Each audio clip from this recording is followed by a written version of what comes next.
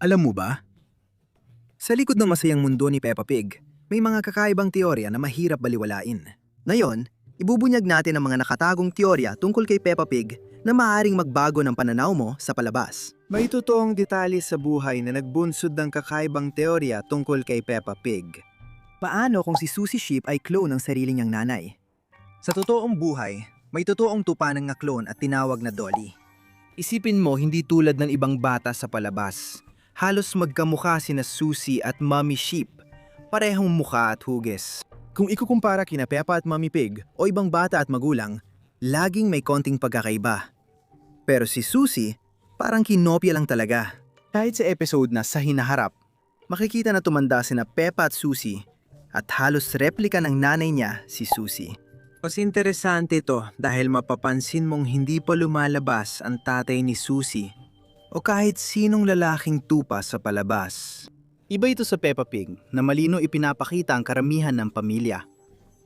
May episode din na sina Susie at ang nanay niya ay lilipat ng ibang bansa. Hindi pinaliwanag ng palabas kung saan o bakit. Pero paano kung hindi ordinaryo ang dahilan ng pag-alis nila? Paano kung papunta sila sa cloning lab para gumawa ng mas marami pang kopya ni Susie Sheep? Dito na nagiging mas kakaiba ang lahat. Paano kung si Miss Rabbit na nagpapatakbo ng laboratorio niyon? Halos lahat ng trabaho niya na, baka pati yun din. Kung ganon, dun kaya kumukuha si Miss Rabbit ng lana para sa lahat ng coat niya. Alam mo ba yon? Ang Peppa Pig ay nasa post-apokaliptikong mundo kung saan halos nawala ang mga tao dahil sa pagbabago ng klima o salot. Na yon, maaaring mukhang baliw ito sa simula. Pero pagkatapos naming ipakita sa iyo ang lahat ng ebidensya, hindi na ito magmumukhang ganoon kabaliw. Karamihan ng hayop ng mundo ni Peppa Pig ay parang tao rin. Nagbibihis, pumapasok sa paaralan at nagtatrabaho. At pagdating sa mga totoong tao, tatlo lang sila. Ang Reyna, Pirata at si Santa Claus. Matapos magsaliksik, nakita namin ang mga posibleng dahilan nito. Alam natin na lahat ng bahay sa Peppa Pig ay nasa tuktok ng burol at talagang hindi practical yon. Siguradong may dahilan kung bakit ganito. Bakit kaya lahat ng bahay ay nasa tuktok ng burol? Maaring dati ay tumaas ang dagat dahil sa pagbabago ng klima, nagdulot ng malalaking baha at nabura ang sangkatauhan. Ngayon, baka nagtataka ka kung lahat ng tao ay tinangay ng baha. Paano nakaligtas si Reyna, Pirata at Santa? Simple lang ang sagot dyan. Nakaligtas si Santa Claus dahil nasa North Pole siya at ang pirata naman ay nakatira sa barkong pirata. Para kay Reyna, parang immortal siya kaya hindi issue ang baha. Siguro kaya nasa tuktok ng burol ang bahay para hindi mapasok ng tubig baha. Iniisip mo siguro na tungkol lang ito sa pagkawala ng tao. Pero paano ang mga hayop na parang tao? May paliwanag din kami dyan. Ang mga hayop ay nag-evolve at umabot sa antas ng katalinuhan ng tao dahil sa isang zoonotic na virus na nailipat mula sa tao papunta sa mga hayop. Hindi lahat ng hayop, kundi mammal lang at ilang piling species. Ginawang kumilos ng virus ang mga hayop na parang tao. Kaya si Peppa at iba pa ay nagkaroon ng katangiyang parang tao. Pag-usapan natin ang pinakanakakatakot na detalye sa Peppa Pig, kung saan iba't ibang hayop ay tahimik na namumuhay ng magkakasama. Pero ang tanong, talagang tahimik bang namumuhay lahat ng hayop? Sa episode na The Fire Engine, may nakakatakot tayong napansin. Dito makikita natin si Daddy Pig at ang kanyang soccer team na nakikita para sa isang barbecue. Kapag tiningnan natin ang mga karakter sa barbecue, makikita natin na may zebra, kuneho at pony na mga vegetarian. Pero bukod sa kanila, nandyan din si Mr. Bull at syempre si Daddy Pig sa barbecue na ito. At silang dalawa ang kumakatawan sa dalawang pinakamalalaking grupo ng karne na ginagamit sa barbecue sa buong mundo. Baka at baboy. Anong klaseng barbecue kaya ang magagawa ng grupong hayop na ganito? Nakakabahala isipin, hindi ba? Yung mga detalye kanina ay tungkol sa mga herbivore na nagba-barbecue. Pero paano naman ang mga carnivore na nakatira sa bayan ni Peppa? Isa pang nakakakilabot na detalye sa Peppa Pig ay kung paano kumakain ng mga hayop na dapat mandaragit sa mundo nila. Halimbawa, nung nagkasakit si George, tinawagan ng pamilya ng baboy si Dr. Bear na alam nating isa sa pinakamalalaking carnivore sa kalikasan.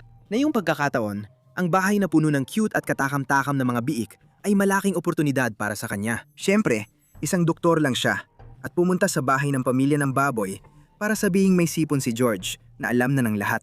Bukod kay Dr. Oso, Makikita natin na si Daddy Pig ang responsable sa pagdisenyo ng bahay kung saan titira ang isang pamilya ng mga lubo.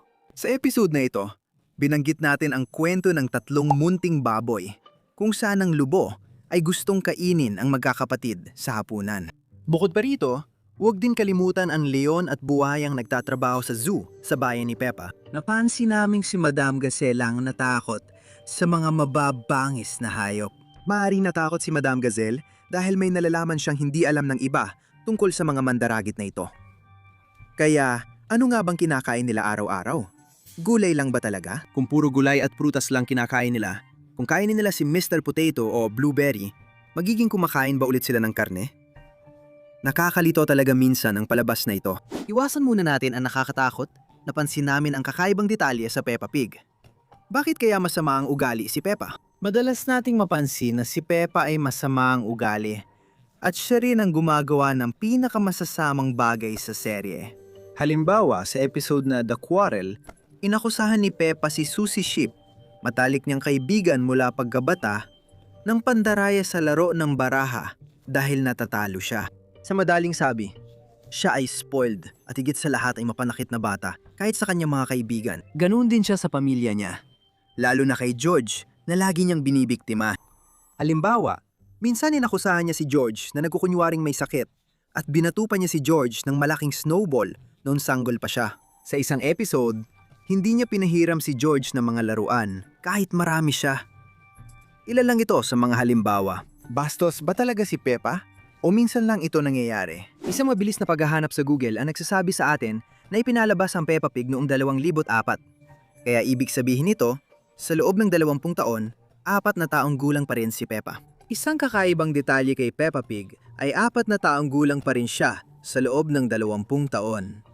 May ilang mga teorya tungkol dito. Isang teorya ang nagsasabing bawat episode ay kumakatawan sa isang araw. Dahil may mahigit 300 episode ang palabas, halos 1 taon pa lang ang lumipas sa mundo ni Peppa mula simula ng palabas. Gayunpaman kung susuriin, lumalabas na may 6 ng Pasko sa Peppa Pig mula umpisa ng serye.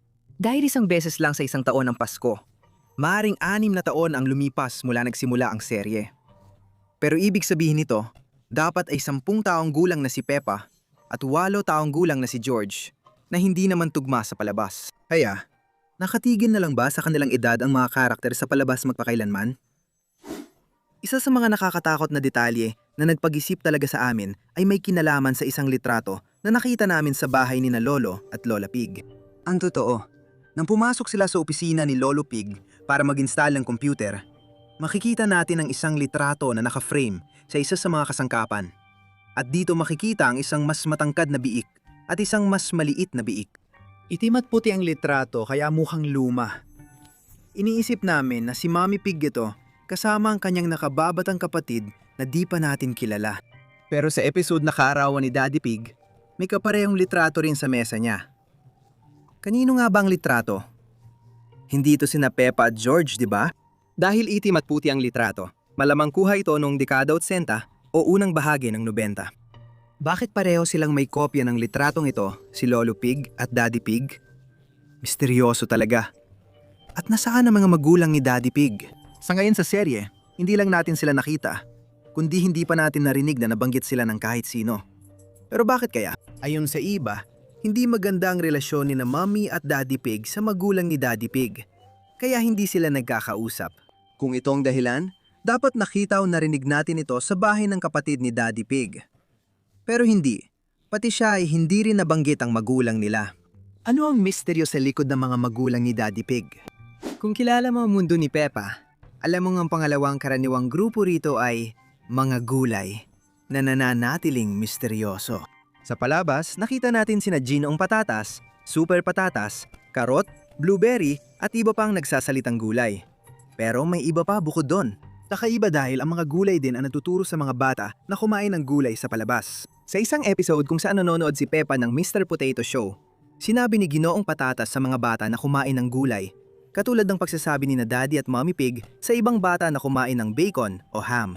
Isang gulay nagsasabi sa mga bata na kumain ng gulay. Nakakatawa at nakakatakot pakinggan ng sabay. Kaya kapag nanood ka ng Peppa Pig, isipin na baka may mas malalim pang nangyayari. Kung nagustuhan mo ang mga kakaibang teoryang ito, i-like ang video.